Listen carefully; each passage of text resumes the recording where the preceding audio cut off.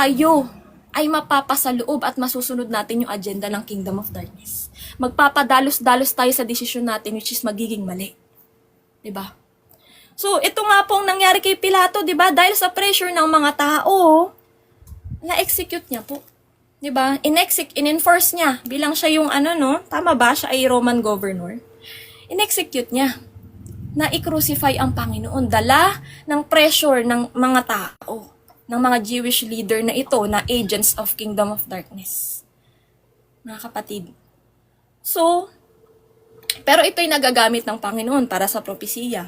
Kasi kung hindi po in-execute ni Pilato, yung crucifixion ng Panginoon, 'di ba? Hindi po matutupad yung propesiya. So nagagamit din po ng Panginoon itong mga nasa side ng kalaban para po matupad ang nakasulat sa kanyang salita, matupad ang propesiya, para nga po, 'di ba, maligtas po tayo, malinis yung ating mga kasalanan ng nag-iisa nating Diyos, Panginoong Hesus, yung kanyang banal na dugo ang naglinis po sa atin, di po ba? Dahil nga po, in-execute ni Pilate yung kanyang, pero mapaparusahan po siya dito kasi nga siya ay naghugas kamay, di ba, sa dulo. Siya ay naghugas kamay na wala daw sa kanya, ang mga tao daw ang may kasalanan dito. I-ano lang daw niya, execute lang daw niya. Pero, yun nga po mga kapatid, no, kasama pa rin po sa mapaparusahan, hindi porket ikaw lang ay nabulungan, ikaw lang ay nautusan, pero ginawa mo naman, hindi ka mapaparusahan, hindi. Ginawa mo, naging conspirator ka sa Kingdom of Darkness. Kasama ka sa mapaparusahan. Diba mga kapatid? So, dito po mga kapatid, yun nga, na nabanggit. At saka po, itong mga nabanggitin niya si Snika, na mga nasa gobyerno, mga nasa tungkulin, nasa posisyon, ay nagagamit din po yan ng Kingdom of Darkness para maglabas sila ng mga batas na nakaayon sa agenda ng Kingdom of Darkness. Katulad nga po ng mga rulers, no? Authorities, yan po yan. Na yung mga utak nila ay nagamit na kontrol ng kaaway para maglabas ng batas na nakaayon sa Kingdom of Darkness at nakasalungat sa will ng Diyos. So yan po yan, di ba naglabas nga po ng utos ang hari para nga po mapatigil yung rebuilding ng temple. Kaya po napatigil dito, no, sa last na talata. The king's orders to work to cease. So yan po, nahinder. Diba? Nahinder ngayon yung works of God, yung work natin yung works ng servants of God para sa Diyos. Diba? Which means ikaw na nagbabalik loob ka na sa Diyos dahil nagpadala ka nga sa lahat-lahat ng bulong ng kaaway, lahat ng mga sinasabi ng taong persecution, yung nga sabi ni Snika, nagpadala siya noon sa mga sinasabi sa kanya na ganto ganyan, kaya po siya naglaylo, diba? Parang unting-unting nang hina, hindi natuloy dun sa pagbagtas, dun sa kanyang lakad, diba, sa ating Panginoong Hesus. Kaya po, ang solusyon lamang po dito mga kapatid, ay tayo po dapat ay naka-rooted po. Talagang yung matibay na pundasyon, yung rock, matibay na pundasyon, yung cornerstone natin ay ang Panginoong Hesus ng ating pananampalataya. Lahat ng natin, no, sa buhay natin, yung relasyon natin, 'di ba? Yung ginagawa natin, lahat 'yan, yung faith natin, yung sa lahat, ang pundasyon niyan, lahat through the Lord Jesus Christ. Kasi kung hindi siya ang pundasyon, magko-fall away ka, mabilis. At pagkatapos ng mga ganitong unos, mga kapatid. So, wait lang. Check ko lang po mga kapatid baka may hindi pa ako na-share regarding dito. Na wag po tayong lagi nating panalunin sa buhay natin ay ang Panginoong Diyos, wag kaaway. Kasi akala po natin sa mga ginagawa natin, no, ay hindi po nakikinabang ang Kingdom of Darkness. Nakikinabang sila. Kasi sabi nga ng Panginoon, if you are not for God, you are against Him. Kung hindi mo ginagawa, kung hindi ka nakapasa loob sa kanyang will, you are against Him. You are for the Kingdom of Darkness. Plain, point blank po yan. Black and white lang po. Walang gray, walang middle ground. Talagang nasa serve mo ay Kingdom of Darkness. Kaya dapat po tayo ay naka-align palagi sa will ng Diyos. Kasi minsan nga po, sa pagsaserve natin sa Panginoon, akala natin will pa to ng Diyos. Diba? Masyado tayo nagmamadali. Para nga pong si Martha, serve ng serve. Yung pala, hindi na pala tayo nakaayon sa alignment ng Diyos, sa will niya, sa ating buhay. So, i-slow down niya ngayon tayo. Teka, masyado ka ng mabilis. Masyado ka ng, katulad nga kay Jacob, di ba? Inano niya, tawag dito, dinislocate niya yung hip. Parang mapahinto si masyado na siyang gumagalaw. Masyado na siyang, alam niyo, nangunguna. Ganyan po yun. So, i-dislocate ng Panginoon ang lahat ng plano mo, yung lahat ng yung pagdala mo sa pressure ng kaaway, 'di ba? Lahat ng ginagawa mo na hindi nakaayon sa Diyos, i-dislocate niya 'yan para yung sa kanya. Yung sa kanya yung masunod, 'di ba? So, yan nga po yung nangyayari. Kaya pinagpapahinga tayo ng Diyos. Akala niyo po ba, tayo'y sa pag-serve natin, akala natin nasa serve natin yung will ng Diyos. Nawawala naman yung intimacy natin sa Diyos. Kaya ang ginagawa niya, teka, slow down ka muna, nak. 'Di ba? Magpahinga ka muna, mag-reflect ka muna kung tama pa ba yung ginagawa mo. So, yun po. Kaya nga po, ngayon, we are operating not under pressure na po. Kasi alam natin na kapag under pressure tayo, kingdom of darkness ang nasa-serve natin. Kailangan, tayo ay palagi pong nananalangin, ini-establish ang intimate relationship natin sa Panginoon to hear Him well, His voice. Hindi po tayo magpapadala sa voice ng kaaway. Voice po ng Diyos ang dapat nating pinapakinggan. Diba? The sheep hears His voice and follow Him. Yan po yung dapat ini-establish natin kung para natin mapakinggan ang boses ng Diyos. Hindi boses natin, hindi boses ng kaaway, kundi boses niya. Kasi yung boses niya, yun yung magtatama, yun yung magliligtas, yun ang makakabuti para po sa atin, mga kapatid.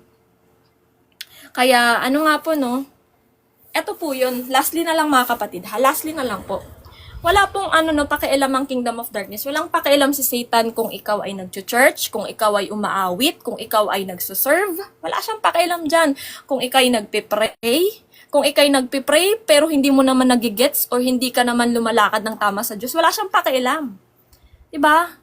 Still nasa-serve mo pa rin siya kasi, pero the moment na naiintindihan mo na, the moment na nakinikilala mo na ang Diyos, naiintindihan mo na yung will niya at nasusunod mo na ng tama sa buhay mo, doon na siya naatitreten. Doon na siya magngangalit, teka, iba na to Iba na to. Diba? Nung ikaw nag-church, kada linggo, wala siyang pakialam kasi hindi mo naman nagigits Yung will ng Diyos, pakikinig ka lang ginagawa mo Nadideceive ka pa rin niya. Hawak ka pa rin niya. Wala siyang pakialam dun. Pero the moment na naiintindihan mo na sinik mo na yung kingdom, ngayon naiintindihan mo na ang lahat sa kingdom ng Diyos, kinikilala mo na siya ng husto sa buhay mo, may intimate relationship ka na, sumusunod ka na sa will niya, dun na siya magngangalit at gagawin niya na ang lahat ng ito, mga desperate moves, para ikaw ay mapatalikod sa Diyos at manumbalik under Him, maserve ulit yung kanyang purpose. 'Di ba? Purpose ng kaaway. So, yun lamang, mga kapatid. Maraming salamat po. Praise God. Napakamalaman nung nung nabanggit natin yun. Praise God dito sa Ezra 4. Ang daming nire-reveal sa atin. Ang galing lang. Ay, may pumasok po sa akin abang nagsasalita si Ate Lim. Yung patungkol po dun sa mga guard sa temple. Ito po yung yung physical sa Old Testament. Diba po, kung hindi ako nagkakamali, parang 4 yun yung pintuan. Diba po, may north, may south, may east, may west. So, diba nga po, bawat pintuan may guard. So, parang it represent yung doorway na maaring pasukan, diba po, or pasukin ng Kingdom of Darkness, diba, para magnakaw dun sa loob ng temple na yun. Tsaka, diba, kung mababasa po natin sa Old Testament, bawal dun yung marumi. So, yung marumi dun din po na tinutukoy doon is yung mga evil entities or yung mga forces. So, yun lang naman po. Yun na lang pumasok sa isip ko about to na, yung pala yung Lord. Yung sa generation natin, yung guardan natin lahat nung possible na magiging doorway sa atin. Diba po? Yung eyes, yung ears, everything. Diba nga po? So, yun lang din po yung aking dagdag. Patungkol doon sa nabanggit niya din. Amen. Ayun. Ate Angel, baka meron kang sasabihin patungkol doon.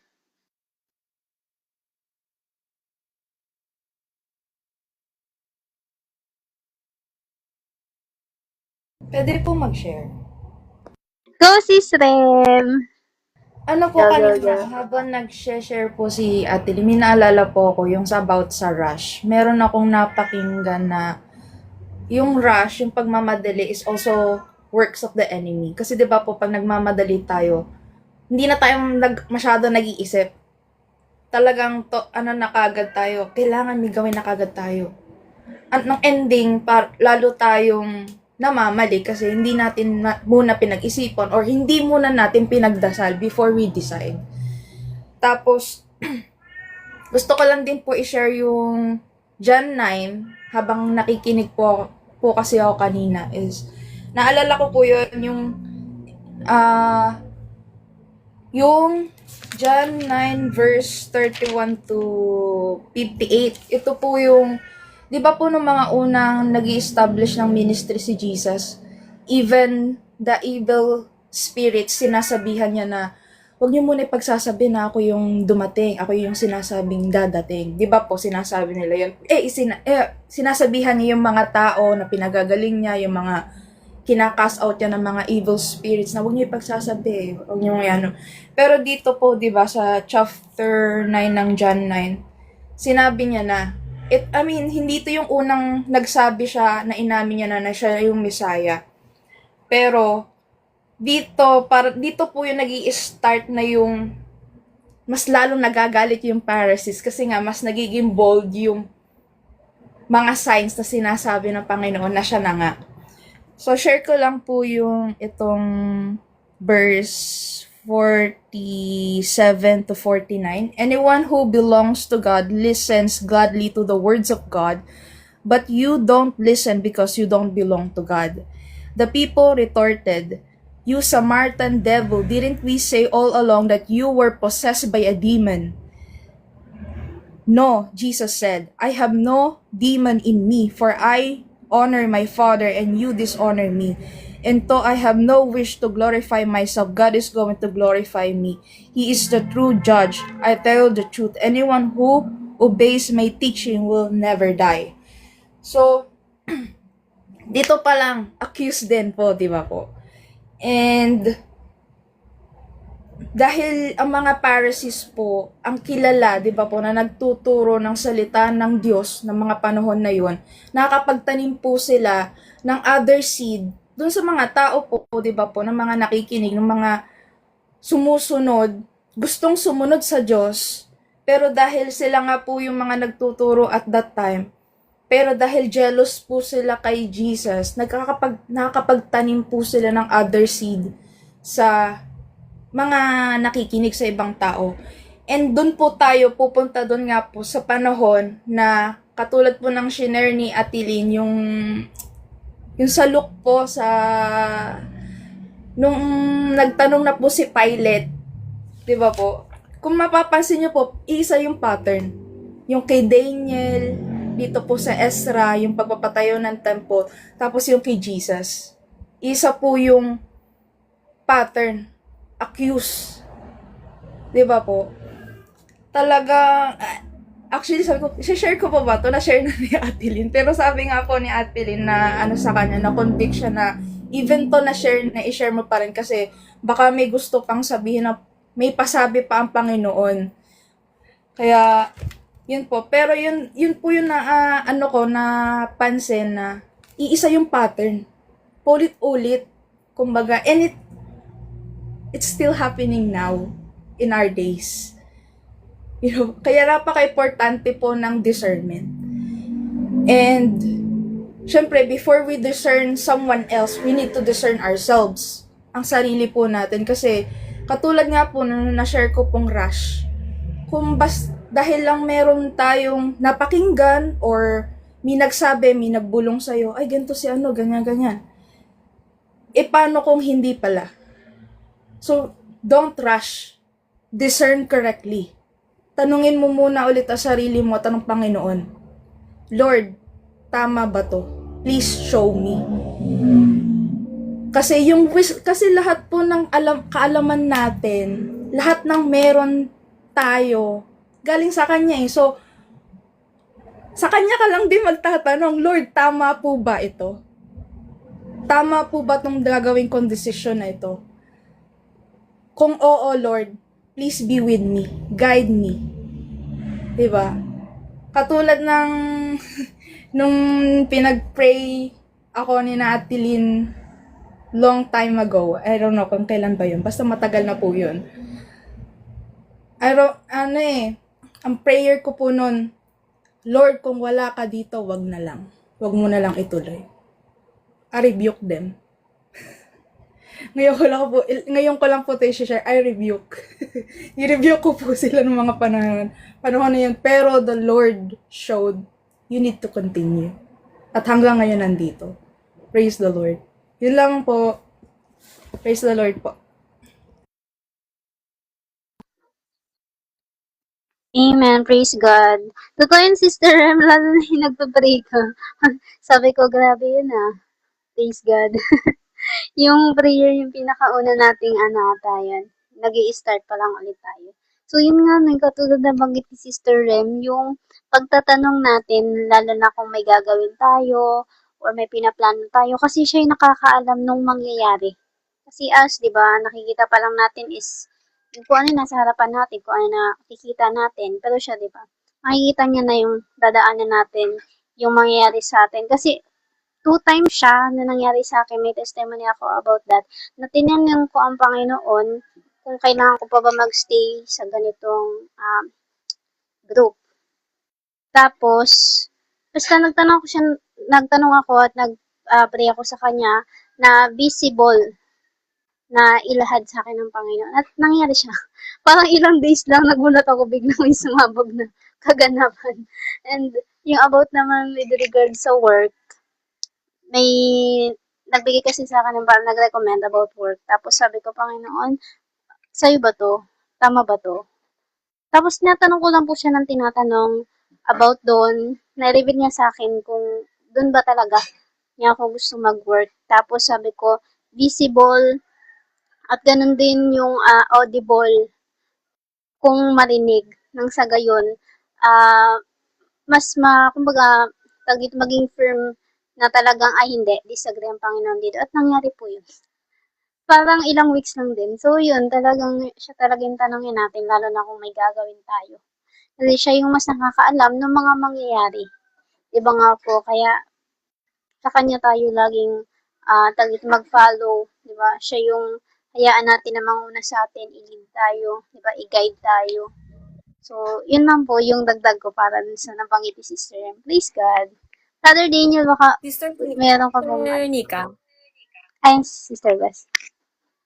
Yes, Ate Sister Lynn. Nika, yung regarding lang dyan, magdagdag lang ako yung regarding sa nasabi mo. Kasi, yun nga, like na nasabi natin kanina, akala natin, nasuserve pa natin yung will ni Lord sa ginagawa natin. Kasi, di ba, parang okay naman, parang wala naman tayong ginagawang masama. Pero, yun pala, nagiging dull hearing na tayo kay Lord. Nadadal yung hearing natin, hindi natin naririnig yung boses niya sa mga ginagawa natin.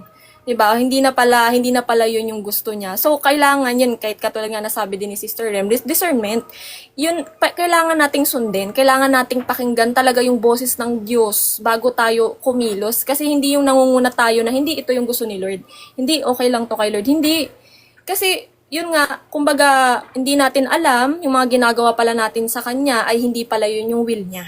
Kaya kailangan yung will ni Lord, yung boses na yung masunod sa buhay natin. Wag nating idal yung hearing natin. Talagang tawag dito, tayo ay maging sensitive. Ayun, yun yung word. Maging sensitive tayo sa boses ng Diyos. Yung discernment at conviction dapat sundin po natin, kasi ito rin po yung na-reveal sa akin eh. Yung nagigrieve po natin yung Holy Spirit.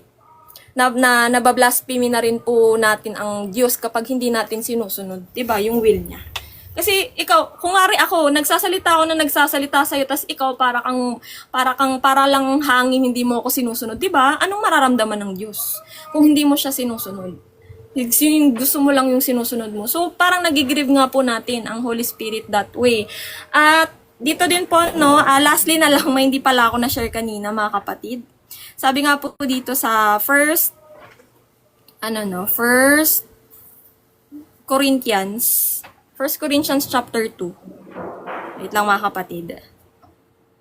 Okay, First Corinthians chapter 2, verse 10 to 15, sabi po dito, no, ngunit ito'y inihayag na ng Diyos sa atin sa pamamagitan ng Espiritu. Sinasaliksik ng Espiritu ang lahat ng bagay, maging ang mga pinakamalalim na bagay na may kinalaman sa Diyos. Walang nakakaalam sa iniisip ng isang tao maliban sa kanyang sariling spirito. Gayon din naman, walang nakakaalam ng mga iniisip ng Diyos maliban sa Espiritu ng Diyos. So, kailangan meron tayo, 'di ba, intimate relationship sa Kanya para marinig natin yung boses niya. Kasi lahat po, lahat ng mga thoughts ng Diyos, ipaparating sa atin ng Holy Spirit. Kaya kailangan tayo sensitive sa boses niya. Alam natin yung boses niya, na alam natin yung conviction at discernment na binibigyan niya, susundin natin. Hindi natin ipapagsawalang bahala. Kasi doon na nga po tayo nagiging nadidisalign sa will kapag hindi natin sinusunod or pinapakinggan yung boses niya. Sabi po dito, no, ang tinanggap natin ay hindi ang espiritu ng sanlibutan, kundi ang espiritu na mula sa Diyos upang maunawaan natin ang mga kaloob niya sa atin. Kaya nga, kami ay nangangaral hindi sa pamamagitan ng karunungan ng tao, kundi sa pamamagitan ng espiritu. Ang pinapaliwanag namin ay mga katotohanang espiritual para sa mga nagtataglay ng espiritu. So, yan po yun. Mag-a-agree po. Kunwari ako, di ba, Holy Spirit nagsasalita at yung Holy Spirit sa'yo, isa lang po yan, nag-a-agreehan. Kasi same po. Pero sabi po dito na sapagkat ang taong hindi nagtataglay ng espiritu ay hindi kayang tumanggap ng mga kaloob mula sa espiritu ng Diyos. Para sa kanila, kahangalan ang mga iyon at di nila nauunawaan sapagkat ang mga bagay na espiritual ay mauunawaan lamang sa paraang espiritual. Nauunawaan ng taong nagtataglay ng espiritu ang kahalagahan ng lahat ng bagay, ngunit hindi siya nauunawaan ng taong hindi nagtataglay ng espiritu, which is dito sa na topic ni Sis Nika sa Ezra at yung mga nabanggit natin kanina na mga connected po dito sa chapter 4 sa Ezra, mga kapatid, yung mga agents, yung mga nagagamit ni Satan, mga hawak pa niya, yung umiiral sa kanilang isip ay si Satan, sila ay may espiritu ng mundo. Ito yung nabanggit dito. So wala silang Holy Spirit, kaya kapag ikaw nagsalita ka sa kanila or kaya itong ginagawa mo will ng Diyos, i-oppose nila automatic kasi nag-o-oppose po yan yung spirit, yung Holy Spirit sa atin at yung spirit of the world na nasa kanila, kaya yan po yung ginagawa nila. Ino-oppose tayo, pinapersecute tayo, pinipigilan tayo sa ating mga ginagawa para sa Diyos, 'di ba? Para kasi yung sinoserve nila ay si Satan, Kingdom of Darkness ang sinoserve natin, Holy Spirit ang Diyos po mismo. Yun lamang mga kapatid, maraming salamat po. Amen. Ate Lynn, may dadagdag lang po ko yung term na it's not that bad. Yung lagi niyo po nababanggit na yung evil nakapackage na sa good. Kaya 'di ba po, yung parang voice before na napapakinggan natin na yun nga parang nirarush natin na magturo everyday. So akala natin okay pa yun kasi nga 'di ba, it's not that bad para na may sa Panginoon, pero hindi natin alam may spirit na pala nag-i-influence sa atin. Kumbaga, dinidrain na tayo, di ba? Na hindi natin nalalaman. Parang yun nga po yung kay Martha. So, yun lang din po yung aking, madadagdag Okay. sa nabanggit ni Ate. Yung rush spirit, sister. Ayun nga, yung rush talaga. Kasi akala natin sa Panginoon pa yun eh. Yun pala, sa kaaway na. Di ba nga po? Nakakala natin. Kaya, yun, katulad na nabanggit ni Sister, yung discernment po talaga. So, ayun, Sister Cherry, baka na lang po kayo dadagdag. Mapagpalang hapon po, brothers and sisters. Ang isi-share ko po, yung personal conviction ko po ngayon is isulat yung yung Psalm 91, tigli-5, as in yung buong Psalm 91 sa 5 doors, ididikit sa 5 pintuan ng bahay po namin. And mahilig kasi po ako mag-rush, parang na-convict na din ako personally nung dati po, nung lagi kayong araw-araw kayong hindi po kayo napapagod na parang si Martha po, hindi ko nasabi sa inyo yung personal conviction ko noon na sabi ko, hindi ba sila napapagod or nadidrain sa ginagawa nyo po dati na araw-araw, ganun po. And personal conviction po sa akin ngayon is mag-abide po palagi kay Lord sa araw-araw. Kasi parang nagiging si Martha din po ako na laging ako laging tawag po dun yung lagi po ako nagjo-join sa fellowship po natin before. Tapos sabi ko, parang parang kasi nung umpisa ko kay Lord, narinig ko yung voice, yung malinaw yung voice ni Lord. Yung before, nung umpisa ko kay Lord, Kasi babad talaga ako sa word ni God nung nag-umpisa ako sa kanya, like buong hapon or nagbabasa ako kapag pagkatapos ng gawain sa bahay.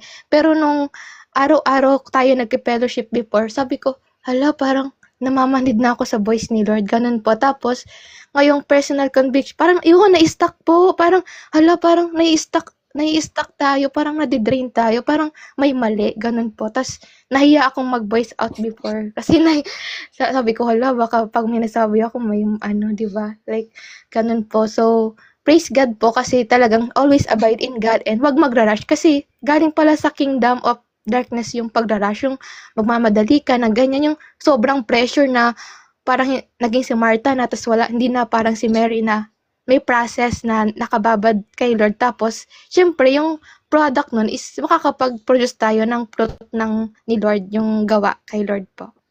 Yun lamang po, praise God po. Salamat po. Amen. Sister Amen. Cherry, yung naano ko dyan, yung about sa nagiging self-reliance kapag nagra-rush. Yung parang, hala, kailangan ko na gawin to, ganito, ganyan, ma-achieve to, ganito, ganyan, makuha to. Yung parang ganun. Tapos to the point na parang ikaw na, di ba, yung nagmamaneho, hindi na ang Panginoon. So, yun lang yung naano ko, habang sinishare mo yung nabanggit mo kanina.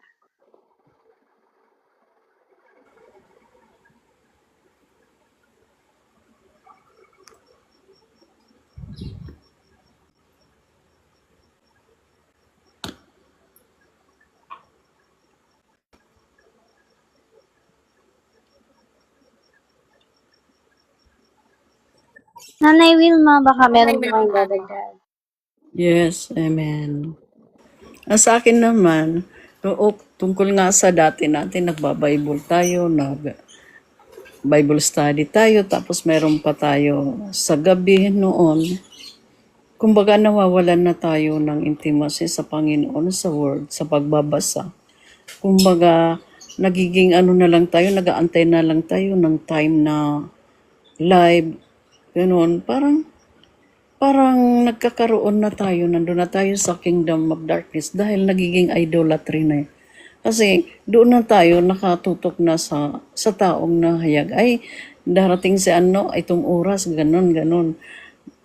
Makikinig na kami, makikinig na ako. Ganun, i-open ko yung ano ko. Parang meron talagang akong preparation na ganun.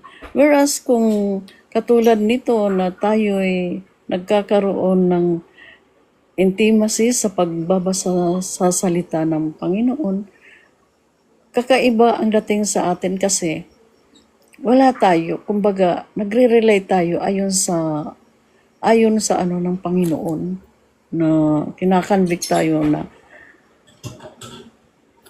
ganon magbasa tayo at parang naririnig natin ang tunay na kapahayagan ng Panginoon para tayong kinakausap talaga ng Panginoon na we always rely talaga sa Panginoon kung ano ang sa oras-oras sa anong gawain man na gagawin natin.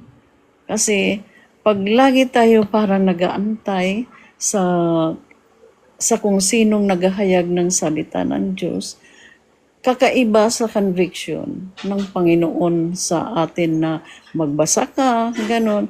Nandun yung focus mo talaga sa pagbabasa at doon ka doon mo na accept, doon mo naliliwanagan kung ano ang gustong ipaabot ng Panginoon. Iyon na ang intimate relation natin sa Panginoon. Kaya, praise God, yung talagang tayo lagi na lang, parang sabi nyo nga, that is the kingdom of darkness about the rust. Magraras tayo lagi. Ganun. Kaya, hindi kalooban ng Panginoon na may umuudyok sa atin, sa puso natin. Whereas kung ang conviction ng Panginoon talaga, everything is magiging rely talaga sa Panginoon sa lahat ng bagay na ating gawin. So praise God sa buhay natin lahat na naunawaan natin, nagkakadugtong-dugtong kung ano ang dapat na ating gawin sa araw-araw, lalo na sa ating life, na higit nating naunawaan kung ano ang dapat na kalooban na masusunod natin, kung ito ba ay will ng Panginoon o hindi. Diba? Lalo na sa pakikinig natin sa mga testimony. Praise God, ang daming inihayag ng Panginoon sa buhay natin. Na doon tayo mananahan sa tama. Kasi may napakinggan nga ako na noon daw nawawala dahil lagi tayo nasa live, tapos iyon pala nawawala na, nagiging idolatry na, nawawala na yung love sa Panginoon. Ang ginagawa na lang is accomplishment na lang na gano'n, nagbabible ka, which is not talagang hindi kalooban, hindi natin nasusunod ang will ng Panginoon. So yun lang mga kapatid. Thank you sa hapon na to, sa ating pagtanggap ng salita ng Panginoon. Salamat sa Panginoon sa ginamit. Thank you sa lahat.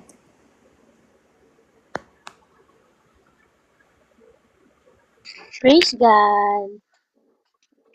Brother Daniel, baka meron po kayong dadagdag. Brother Matthew. Hello po. Blessed afternoon po. Nakatulog ako kanina. Pasensya na po. Pero may naano naman na po ako. Na-advance reading ko na po siya kanina bago po mag-start yung fellowship natin. So, yun po. Blessed afternoon po sa lahat. Ang pinaka pumasok po sa akin dito habang binabasa ko po siya kanina is yung dito po sa 1 Thessalonians chapter 2. Ito po yung pumasok sa akin kanina. Dito po siya mababasa sa verse 18 po ng 1 Thessalonians. Na-topic ko na po ito mga kapatid. Pwede niyo po siyang panoorin dito sa atin pong account. Pwede niyo po siyang balikan kung gusto niyo po. Yung 1 Thessalonians, buong chapter po yun, 1-5. And babasahin ko po siya sa inyo. Dito po sa verse 18 ng 1 Thessalonians chapter 2. Gusto naming bumalik dyan sa inyo. Lalong-lalo na ako na si Pablo. Lalong-lalo na ako si Pablo. Maraming beses naming binalak na dalawin kayo pero hinahadlangan kami ni Satanas. Ito po yung pumasok sa akin kanina nung ito po yung aking binabasa na yun nga po no, na hinahadlangan nga po itong si Apostol Pablo, and ito rin po yung representation doon nga na may humahadlang nga po no, na magtayo nga po ng templo ng Diyos sa ito nga po sa mga Israelita, mga taga-Jerusalem, na i-restored po yung templo ng Diyos na winil niya po na ibuuhin, na ito nga po no, may sumasalungat, may umuopos, may pumipigil. Tulad rin po dito sa nabasa natin sa verse 18 dito sa chapter 2 nga po ng 1 Thessalonians, na hinahadlangan nga daw po ito sila Apostol Pablo, na isa rin pong representation nga po dito sa natapik ni Sister Nika, na ito nga po, no, hinahadlangan sila sa pagpunta nga po dito, na bumalik nga po dito sa mga taga-Thessalonica na yun nga po no, na ipangaral muli yung salita ng Panginoon sa kanila at inirish pa po sila lalo upang matignan nga po no, ma-check kung pinapahalagahan po ba nila yung mga napakinggan po nila sa dun nga po sa mga naipangaral nila Apostol Pablo mga kapatid. And meron pa po na umano rin po sa akin dito naman po siya sa 2 Timothy chapter 4 verse wait lang po hanapin ko. Verse 14. And ang sinabi naman po dito, napakasama ng ginawa sa akin ng panday na si Alexander. Ang Panginoon na ang bahalang magparusa sa kanya, ayon sa kanyang ginawa. Verse 15, mag-ingat ka rin sa kanya dahil sinasalungat niya ng husto ang mga ipinapangaral natin. Ito po yung sinasabi rito sa 2 Timothy chapter 4 verse 14 to 15 na ito nga daw po no, may umo-oppose ng salita nga po ng ating Panginoon, which is ano nga po, binanggot nga rin po ni Apostol Pablo na ito nga daw pong panday na si Alexander, is ito nga po, no, pinipigilan, ino-oppose yung salita nga po na ito nga po yung ipangaral nila Apostol Pablo, ito nga pong salita ng Panginoon, na siya rin pong isa rin representation doon nga po sa natapik dito ni Sister Nika na pagpigil sa pag-build up nga po ng templo ng Diyos, na which is tayo na nga po yun ngayon sa generation natin, tayo ang templo ng Diyos, na sa atin po nakasaloob ang kanyang banal na spirito, sa atin po nasa atin po nakaabay ng kanyang spirito na siya nga pong naglilinis nga po sa atin ngayon, nagpapabago nga po sa atin ngayon, at nagtatama po, nagkukonvict po sa atin po mga nagagawang kamalian. And yun nga po yun mga kapatid, na dito nga po sa mga nabasa natin, na yun din po siya, isa rin po siya din sa mga representation ng pagpigil or pagsis nga po no, sa gawain na ipalaganap nga po no, ang salita nga po ng ating Panginoong Kristo, na siya rin pong nangyayari ngayon sa ating generation, na marami pong pumipigil on other nations mga kapatid. So yun lamang yung naging revelation sa akin, Sister Nika, mga kapatid. Thank be to God. Thank you Lord for this. And yung sa chapter 5 na advance ko siya, akala ko kasi yung nabasa ko dun sa mga last verses dun sa chapter 4 dito sa topic ni Sister Nika kanina, akala ko na build up siya. Doon pala po siya sa chapter 5. Kaya nung binasa ko, mali pala. Chapter 5 na pala yung yung nasulat ko kanya Revelation. Kaya natawa ako. Sabi ko, Lord, baliktad. So, ayun lang po mga kapatid. Thank be to God. Napagaling ni Lord for this revelation. Kaya, Brother na advance. Yeah, Oo, na-advance. maganda yung Kaya nga sabi ko kanina, wala na-advance. Ang bilis. So, ayun lamang po Praise mga God. kapatid. Thank be to God. Thank you, Lord. Thank you, Lord. Ayan. Brother Anthony, Nanay Evelyn, baka meron pa po kayo dadagdag. Brother Jonathan, open mic lang po. Good afternoon sa lahat. Pagpalang hapon. Share ko lang po kasi nung isang araw, lumabas ako. Ito nga yung naging topic natin na lahat ng ibang gawain may pumipigil. Totoo yun. Nangyayari sa generation natin ngayon. Kagaya ng topic ni Ms. Tinay kanina at yung mga sinasabi ni Miss Lynn, Sister Lynn, na habang gumagawa tayo ng gawain para sa Panginoon, talagang marami tayong ma-encounter na problema o sa kalooban natin. Pero, may nabasa ako sa book, Colossus 3 verse 23. Ano man ang inyong ginagawa, gawin ninyo ng buong puso na para sa Panginoon. Kayo yung naglilingkod at hindi para sa mga tao. Dito, kasi nung nandun ako sa LRT, meron akong isang estudyante na share ko lang yung nangyari nung siguro mga Wednesday yun o ito lang itong linggong to. May dala akong flyer ng natin, itong gawain natin. May nakatabi akong isang estudyante. Sabi ko, anak, mahal ka ng Diyos, sabi ko gano'n. Binigay ko yung flyer natin. Ayaw niya tanggapin. Sabi niya, Catholic po ako, sabi niya. Anak, hindi naman sa religion tayo mabubuhay, sabi ko gano'n. Tanggapin mo na, basahin mo lang para sa Panginoon, sabi ko gano'n. Alam niyo, ginawa niya. Tumayo siya, lumipat ng upuan. So, yung mga sa LRT nangyari yun. Sabi ko gano'n. Dapat masaktan ako, di ba? Dahil kasi first time ko mamigay ng flyer na tinanggihan. Sabi ko, Lord, hindi ito para sa akin. Sabi ko, para sa iyo na ipalaganap ang kingdom gospel, sabi ko. Tulungan mo siya, Panginoon ko, kung saan man siya ang lakad niya, wag mo po siyang pabayaan. Yun lang yung naging ko. Tapos, wala na, yumuko lang ako. Yun pala. Kasi, kapag ganito na gumagawa tayo ng para sa Panginoon, hindi tayo dapat masaktan o mawalan ng gana para ipalaganap ang kanyang kingdom gospel. Diba? Yun ang naging ko. Yun lang. Thank you. Praise God, Nanay. Brother Anthony, baka meron po kayong dadagdagan. Ay, maraming salamat po sa Diyos, no? At makapagbigay po ako ng maiksing insight po. Salamat sa iyo, Sis Nika. Ginamit ka ng Diyos para may yung salita niya. Ganon din sa mga kapatid na nag-share na. At marami tayong matutunan, no, mga kapatid. Kaya mahirap din po talagang sumunod sa sa kalooban ng Diyos, lalo na pag kayo po ay isa sa mga pinili para gawin yung gusto niyang ipagawa po sa atin, no. May babasahin lang po sa 1 Corinto chapter 15 verse 58 po. Sabi po dito, kaya nga mga minamahal na kapatid, magpakatatag kayo at huwag manghina sa inyong pananampalataya.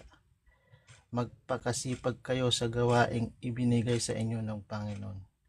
Dahil alam ninyo na hindi masasayang ang mga paghihirap ninyo para sa Kanya. So yun lang po yung verse na binasa ko. Parang konektado rin po dun sa Ezra chapter 4 na inutusan sila pag itayo yung templo ng Diyos, no, kila Zerubbabel. Pero maraming adlang. Katulad din sa atin sa buhay po natin, habang tayo nabubuhay, marami tayong pagdaraan ng persecution, lalo na sa mga nagtuturo, no? Kasi dito po sa TikTok, so maraming magsasabi sa atin ng kulto kayo o kung ano mang mga masasakit na salita ng mga kapatid. So ano na lang kailangan gawin natin, tanggapin na lang natin yun, no? At wag na lang natin gantian. Kasi kung tayo ay inutusan o may calling na gawin yung gustong ipagawa ng Panginoon, ay kailangan talaga nating sundin ng may pagsunod na pagpapakumbaba. Kasi hindi natin pwedeng patulan kung sino man ang nagsasalita sa atin ng hindi maganda. Kasi once na pinatulan natin, hindi makikita ng tao na tayo ay sa Diyos. Kasi unang-una po ay tayo po ay templo ng Diyos. So kung tayo ang templo ng Diyos, yung Espiritu po niya sa atin ay naninirahan sa atin. So sa ating sa ating nagtuturo sa inyo po, no. So kailangan talagang magtiis at ibigay yung katotohanan. At alam ko po na sa tagal kong nakikinig ay kayo'y tapat, no? Tapat sa inyong ginagawa. Ang kailangan lang po talagang magtiis. Pagtiisan sa araw-araw, ang pagsunod sa kalooban ng Diyos. Kasi mahirap po talaga. Kahit yung mga inutusan ng Diyos dati pa, no? Talagang sinusunod nila pero hindi sila gumagante kasi alam nila na ang Diyos na ang bahala sa mga taong gagawa sa kanila ng kasamaan. Lalo pa sinasabi nga po ninyo ang kingdom of darkness, so hindi lang yan isa, marami yan sila. So habang ihayag natin yung salita ng Diyos, gagalaw yan sila kasi ayaw nilang maghari ang Diyos, ayaw nilang mapalaganap yung salita ng Diyos kasi takot silang matapos na, no? Kasi yun ang gusto natin, yung matapos na to, no, mayayag natin. Kaya ako naman din ay sa tagal kong tagapakinig, matagal din ako nagdasal kung ako ba'y kailangan ko na rin mag-share kahit papaano makatulong, no, sa mga kapatid. Kasi inisip ko dati, kasama ko naman ng Diyos. So ako'y ulila, no, ulila sa sa nag-iisa ako. Pero kasama ko ang Espiritu, kaya dalawa kami. So inisip ko saan yung mga kapatid. So hinahanap ko talaga. Matagal ako naghanap kung sino po talaga yung mga totoong kapatid sa Panginoong Jesucristo. So natagpuan ko po kayo dito. So yun lang po, kailangan lang talaga natin magtiis. Kasi hindi tayo makakapasok sa kaharian ng Diyos kung walang pagtitiis, mga kapatid. At siguro yun lang po muna, mga kapatid. Salamat po sa Diyos. God bless sa ating lahat. Thank you po. Praise God. Brother Daniel, baka meron po kayong dadagdag. Yes, sister, dun po sa sinabi ni Kuya Anthony, yung pumasok po sa akin yung sa Galatians, yung dito sa verse 10 to 11, basahin ko na lang rin po. Huwag ninyong isipin na ang nais ko ay malugod sa akin ang tao. Hindi. Ang nais ko ay malugod sa akin ng Diyos. Kung ang ikalulugod ng tao ang hinahanap ko, hindi ako tunay na lingkod ni Kristo. Verse 11. Kung gusto nyong malaman mga kapatid na ang magandang balitang ipinapangaral ko sa inyo ay hindi gawa-gawa lang ng tao. Verse 12. At hindi ko rin ito tinanggap o natutunan mula sa mga tao, kundi ipinahayag mismo sa akin ni Hesukristo. Yun po yung dagdag po doon sa sinabi ni Kuya Anthony na yun nga po no na sa pag-aano nga po natin, sa pangangaral nga po natin ng salita ng Panginoon. Hindi naman po natin ito ginagawa para sa kanila. Ginagawa po natin ito para sa Diyos upang siya'y paglingkuran. Na ito nga po no, nasa na-topic ko rin po last time, yung nireveal nga po sa akin, na ginagawa nga po natin itong mga ganitong gawain dahil nga po sa pagmamahal nga po ng ating Panginoong Kristo o ng atin pong Diyos sa atin mga kapatid, na yun nga po no, na siya pong nananahan na sa atin, kaya po natin ginagawa yung mga ganitong gawain sa pagbabahagi po ng salita ng Panginoon, sa paglalahad po sa kanila ng katotohanan, sa pagsasabi po sa kanila ng katotohanan na kahit po persecutions yung daranasin natin, hindi na po kasi natin iisipin yun, yung mga ganong bagay. Kaya nga po 'di ba, ang piniplis po natin sa ganitong mga gawain or sa ating nga po mga ginagawang ganito ay ang Diyos po mga kapatid. Dahil sinabi nga po 'di ba kanina sa verse 10, kung ang tao ang ating ipiplease, hindi na lamang tayo naging lingkod ng Panginoon or hindi na lamang tayo dapat naging lingkod ng ating Diyos mga kapatid. So yun lamang po yung umana sa akin dito sa sinner ni Kuya John, na dapat po wag tayong mag-please ng tao, hayaan natin sila. Let them be what they want. Kasi in the end of the day, God will make a way to soften their hearts. Kasi alam naman po natin na meron talagang hindi tatanggap at may tatanggap.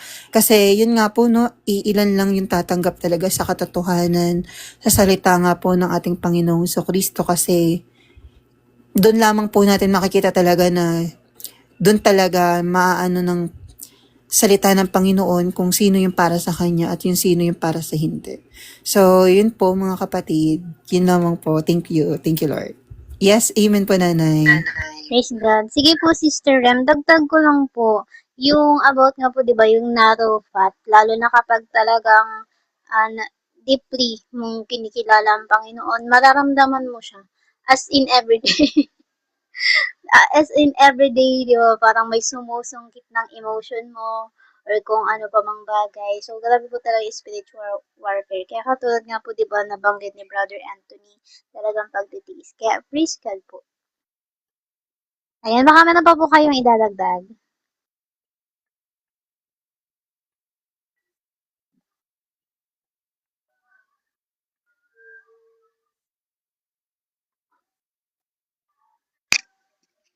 Ayan, kung wala na po, tayo po ay mag-closing prayer na mga kapatid. Ayan, sige, sama natin Sister Rem sa... Pero healed ka na yan, Sister Rem, in Jesus' name. Ayan, tayo po ay manalangin na. Ayan, praise God po sa araw na to na ibinigay ng Diyos sa atin. Kasi kung hindi niya po tayo binigyan ng another chance na mabuhay, wala po tayo dito at hindi po natin napapakinggan ang kanyang salita at hindi po tayo magkakasama. Kaya salamat sa Panginoon sa patuloy na mercy niya, lalo na sa mga tao sa paligid natin. Diba nga po, na pinapakinggan niya yung panalangin natin para sa kanila, na pinoprotektahan sila. Kaya sobrang tapat ng Panginoon. So, ayan po, tayo po ay manalangin na. Ipikit na po natin ang ating mga mata at yuko po ang ating mga ulo. Panginoon Jesus, maraming salamat po. Kayo po ay aming itinataas. Panginoon, tunay nga po na ikay tapat, ikay mapagmahal, napaka-merciful mo, Panginoon. Kayo ang provider namin, kayo ang protector namin, kayo ang redeemer namin, Lord God, kayo ang savior namin, kayo ang aming Diyos, Panginoon. Wala po kayong katulad. Wala pong ibang Diyos na katulad yung Panginoon, kayo nag-iisa lamang. Panginoon, maraming salamat po sa iyong salita na inyo pong ipinahayag po sa amin sa buong fellowship na ito. Panginoon, dalangin po namin na anuman po, Panginoon, yung pinagdadaanan ng bawat isa ng mga silent battle, Lord God, kayo ang patuloy na magbigay ng kalakasan, ng katagumpayan, and we declare and we claim it in the mighty name of Jesus. At ganun din, Panginoon, sa aming kapatid na si Sister Rem, we declare healing in Jesus' mighty name, and we rebuke every demonic entities behind, Panginoon, ng kung ano mang kanyang nararamdaman, lalo na, Lord, after niyo magsalita, siya daw po ay inuubo, Panginoon, sa inyo po namin siya inilalapit, Lord God, at kayo po ang nakakaalam ng pinakapunot dulo nito, at Panginoon, ang lahat ng ito, we know, Lord, na kinut off niya na, at ganoon din, Lord God, inyong sinunog na yung mga altars behind those, at yung mga spirit, Panginoon, kayo na po ang bahala sa kanila. We bind it in the mighty name of Jesus.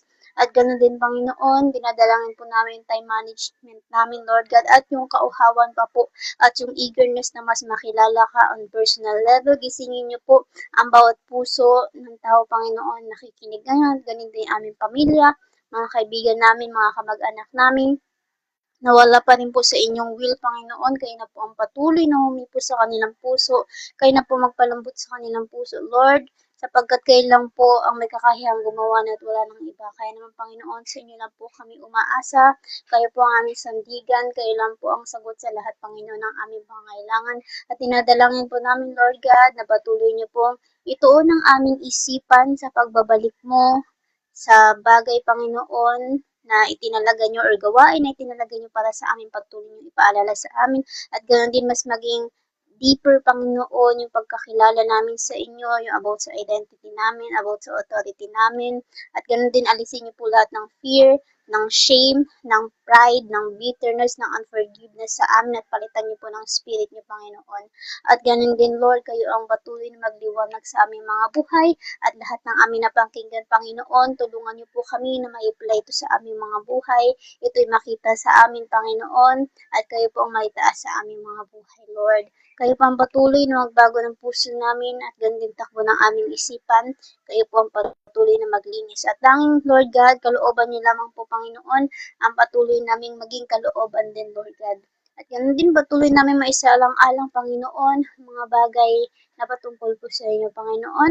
Hanggang dito na lang po ang aming dalangin at sa susunod pong gawain, Lord, ikaw po ang patuloy na maitaas, maparangalan, mapasalamatan at wala na pong iba.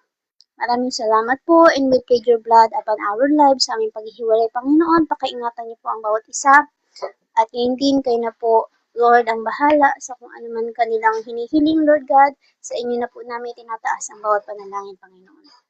Hanggang dito na lang po, in the name of the Father, and the Son, and the Holy Spirit, one God. Amen. Shalom po.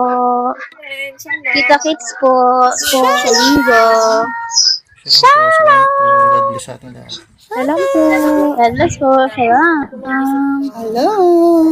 Shalom. Nabot tayo ng 4. Almost 4.